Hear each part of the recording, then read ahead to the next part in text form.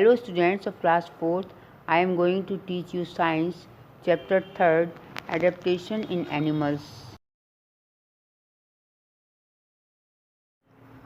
बच्चों आज हम साइंस में चैप्टर 3rd एडेप्टेशन इन एनिमल्स के बारे में पढ़ेंगे। एडेप्टेशन इन एनिमल्स माने पशुओं में अनुकूलन। We have already read how plants adapt themselves to the surroundings.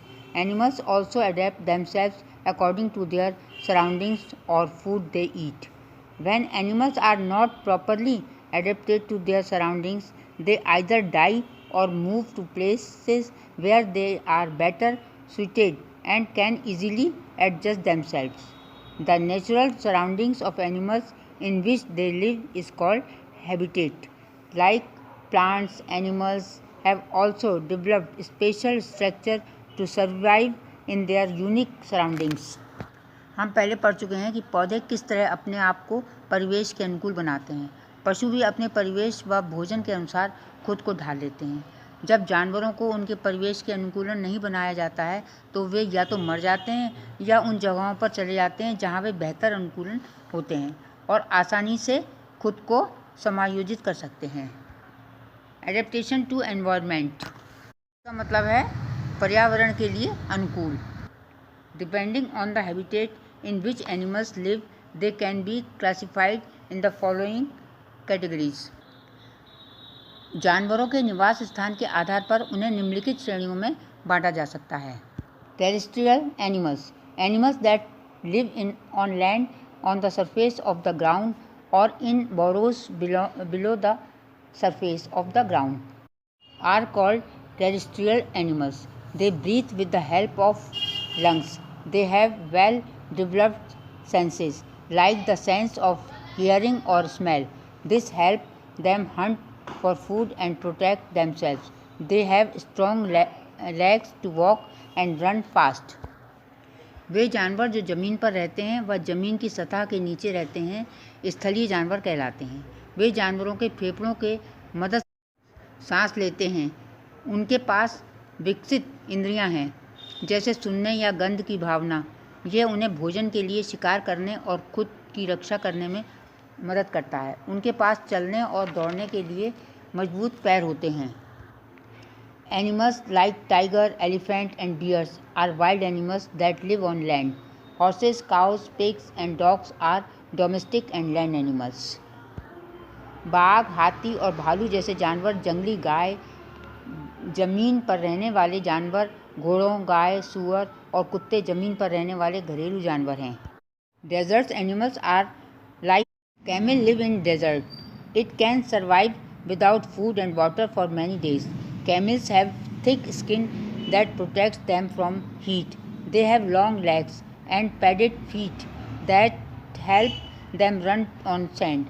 Camels store fat in their humps, which is used when they do not find food and water. ऊँट जैसे रेगिस्तानी जानवर रेगिस्तान में रहते हैं। यह भोजन और पानी के बिना कई दिनों तक जीवित रह सकते हैं। ऊँटों की त्वचा मोटी होती है जो इन्हें गर्मी से बचाते हैं। इनके पास लंबे व गद्देदार पैर हैं जो उन्हें रेत पर चलने में मदद करते हैं। ऊँट वसा को अपने कुबड़ में जमा करते हैं जिसका उपयोग भोजन और पानी नहीं मिलने पर किया जाता है। Animals like polar bear which live in cold places have thick furs to protect themselves from cold. Animals like penguins which live in freezing conditions have a thick layer of fat called blubber. Penguins also store fat in their bodies that sit close to each other to keep themselves warm. ध्रुवीय भालू जैसे जानवर जो ठंडी जगहों पर रहते हैं उनके पास ठंड से बचाने के लिए मोटी फर्श होती है। पेंगुइन जैसे जानवर ठंड की स्थिति में रहते हैं जिनमें ब्लबर नामक बसा की मोटी परत होती है। पेंगुइन अपने शरीर में बसा भी जमा करते हैं। वे खुद को गर्म रखने के लिए एक दूसरे के करीब बैठते हैं। Aquatic animals. Animals that live in water are called aquatic animals. Animals like fish, snail, turtle and crab live in water. They breathe air dissolved in water through gills. Fish has a streamlined body that reduce friction while swimming in water. It has fins that help it to swim and balance itself in water. Its tail helps in changing direction. Some aquatic animals like whales and dolphins have lungs to breathe. Aquatic animals means जलीय जानवर, जो जल में जानवर रहते हैं. पानी में रहने वाले जानवरों को मछली, घोंगा, कछुआ और केकड़ा जैसे जानवर पानी में रहते हैं. वे गलफड़ों के माध्यम से पानी में घुली हवा में सांस लेते हैं. मछली में एक सुव्यवस्थित शरीर होता है जो पानी में तैरते समय घर्षण को कम करता है. इसमें पंख होते हैं जो पानी में तैरने और खुद को संतुलित करने में मदद करते हैं. उसकी पूंछ दिशा बदलने में मदद करती है. व्हेल और डॉल्फिन जैसे कुछ जलीय जानवरों को सांस लेने के लिए फेफड़े होते हैं. Amphibians. Some animals like frog, toads and salamander can live both on land and in water. Such animals are called amphibians. They have lungs which help them to breathe on land. They also have a moist skin to breathe in water. Amphibians है ना उभयवर. कुछ जानवर जैसे मेढक, toad और salamander और पानी और ज़मीन दोनों में रह सकते हैं. ऐसे जानवरों को उभयवर कहा जाता है. इनके पास फेफड़े हैं जो उन्हें ज़मीन पर सांस लेने में मदद करते हैं. पानी में सांस लेने के लिए उनकी नम त्वचा भी होती है. Arboreous animals that spend most of their time on trees are called arboreal animals. They have strong arms, strong legs and clubs which help them to climb trees. Animals like monkeys such as the spider monkey have a very long tail. They use it in moving from branch to branch. Orangutans also spend a greater part of their life on trees. Their long arms are well suited to their lifestyle. Arboreous animals मतलब शहरी पशु. जानवर जो अपना ज़्यादातर समय पेड़ों पर बिताते हैं उन्हें आर्बोरियल जानवर कहा जाता है. उनके पास मजबूत पैर और पंजे हैं जो उन्हें पेड़ों पर चढ़ने में मदद करते हैं. बंदर जैसे जानवर जैसे कि मकड़ी बंदर की एक बहुत लंबी पूंछ होती है. वे शाखा से शाखा पर जाने में इसका प्रयोग करते हैं. ओरेंगुटान भी पेड़ों पर अपने जीवन का एक बड़ा हिस्सा खर्च करते हैं. उनकी लंबी भुजाएं उनकी जीवन शैली के अनुकूल हैं. Aerial animals that spend most of their time in the air are called aerial animals. Birds and most insects are examples of such animals. The bones of birds are hollow and their body is streamlined, enabling them to fly easily. Though bat is also an aerial animal, it is neither an insect nor a bird. It is a mammal. Its wings are made of thin layer of skin. These are stretched across the arms and fingers like cloth in an umbrella. It also has very long fingers. These help it in flying. वे जानवर जो अपना अधिकांश समय हवा में बिताते हैं हवाई जानवर कहलाते हैं. पक्षी और अधिकांश कीड़े ऐसे जानवरों के उदाहरण हैं. पक्षियों की हड्डियां खोखली होती हैं और उनका शरीर सुव्यवस्थित होता है. उन्हें आसानी से उड़ने में सक्षम बनाना. हालांकि चमगादड़ भी एक हवाई जानवर है लेकिन यह न तो कीट है और न ही पक्षी है. यह एक पंख है. उसका पंख त्वचा भी पतली परतों से बना होता है.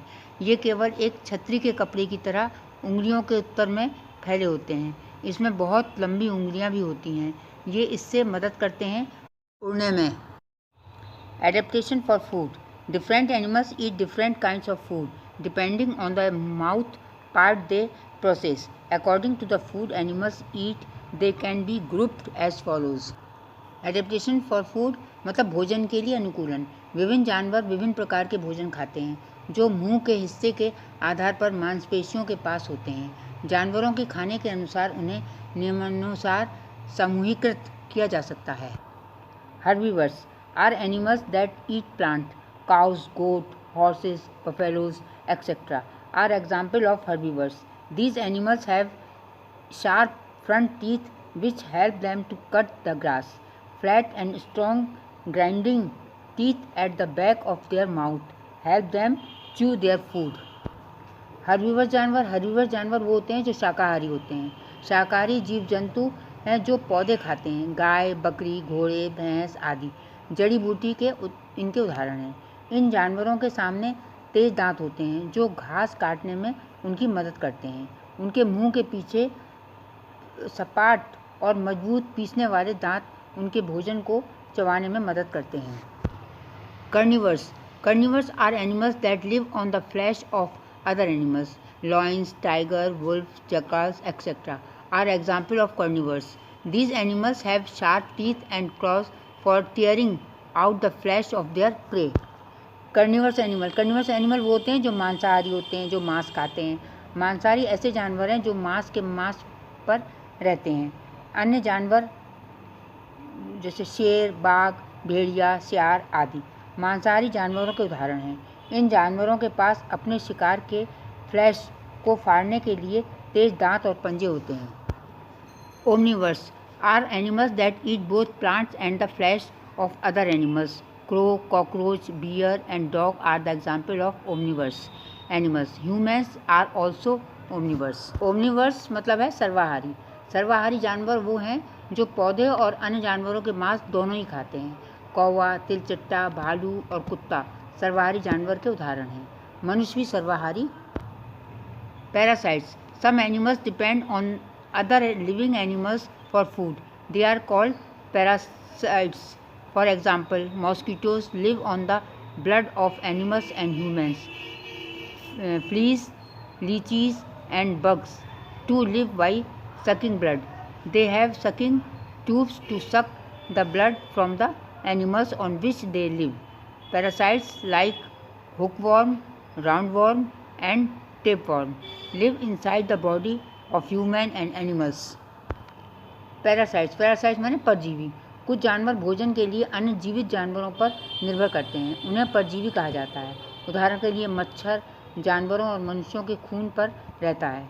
पिस्सू, जोंक और कीड़े भी खून चूस कर जीते हैं। उनके पास जानवरों से खून चूसने के लिए चूसने वाली ट्यूब होती है जिस पर वे रहते हैं। हुकवर्म, राउंडवर्म और टेपवर्म जैसे परजीवी इंसानों और जानवरों के शरीर के अंदर रहते हैं। Scavengers are animals that find dead animals or plants and eat them. While they eat them, they break them into small bites. Birds such as the eagle, hyena and vulture eat flesh of dead animals. They have sharp teeth to tear them flesh. They also have strong muscles and claws and catching their prey. Scavengers होते हैं खोजी जानवर। जैसे वो जानवर जो मृत जानवरों या पौधों को ढूंढते हैं और उन्हें खाते हैं। जबकि वे उन्हें खाते हैं, वे उन्हें छोटे टुकड़ों में तोड़ते हैं। चील, लकड़बग्गे और गिद्ध जैसे पक्षी मृत जानवरों का मांस खाते हैं। उनके पास पतले मांस को फाड़ने के लिए तेज दांत हैं। अपने शिकार को पकड़ने के लिए उनके पास पतले मांस को फाड़ने के लिए तेज दांत हैं और शिकार को पकड़ने के लिए उनके पास मजबूत मांसपेशियां और पंजे भी होते हैं। Adaptation for protection. Here are some ways in which animals adapt themselves for protection. Animals like cows, elephants, fish and birds stay in groups to protect themselves. To protect their young ones, cows and buffaloes form a circle around them. Some animals move fast enough to escape from the enemy. They include fish, frog, rat, housefly, deer and kangaroos.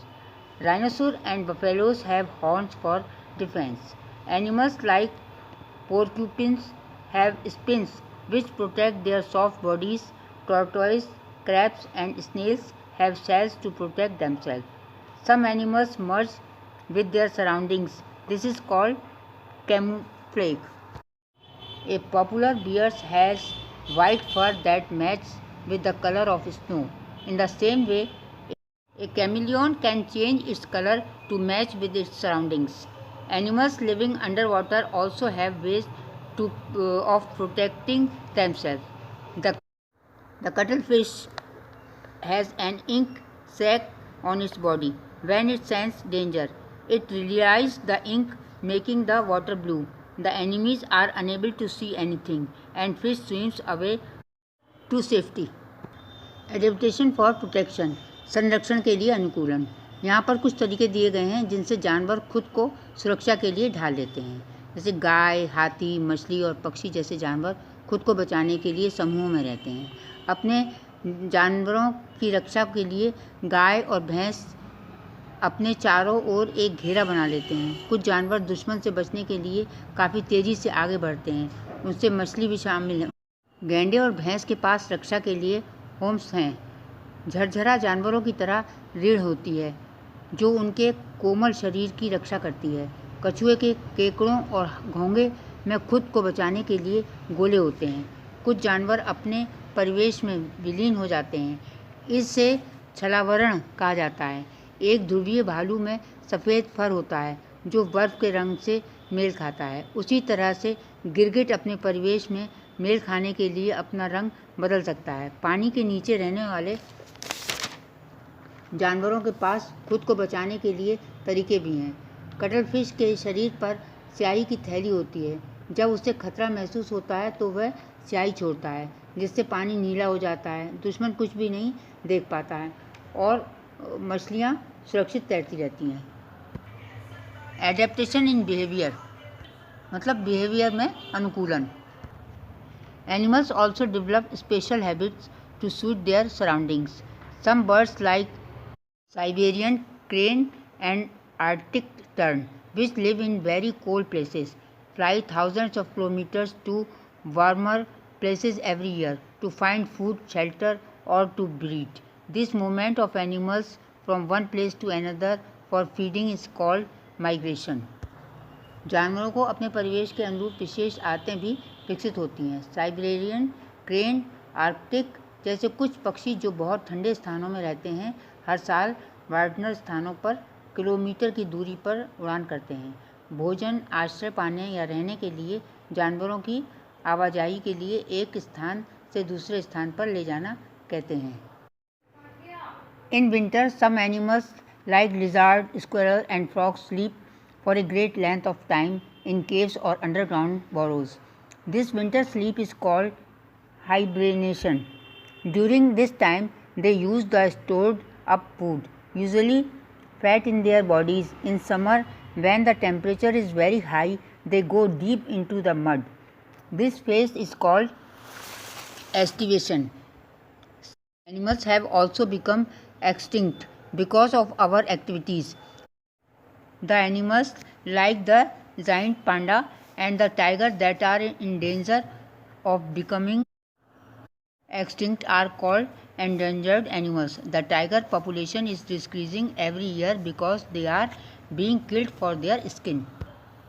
कुछ जानवर जैसे छिपकली, गिलहरी और मेढक गुफाओं में बहुत अधिक समय तक सोते हैं। इससे सर्दियों की नींद को हाइब्रेनेशन कहा जाता है। इस समय के दौरान वे संग्रहित भोजन का उपयोग करते हैं। आमतौर पर उनके शरीर में वस्त्र होता है। गर्मियों में जब तापमान बहुत अधिक होता है तो वे कीचड़ में गहराई तक चले जाते हैं। इस चरण को कहा जाता है पुष्पदल विन्यास। हमारी गतिविधियों के कारण कुछ अरमान भी विलुप्त हो गए हैं। विशालकाय पांडा और बाघों के विलुप्त होने का खतरा जैसे जानवरों को लुप्तप्राय जानवर कहा जाता है। बाघों की आबादी हर साल कम हो रही है क्योंकि वे उनकी त्वचा के लिए मारे जा रहे हैं।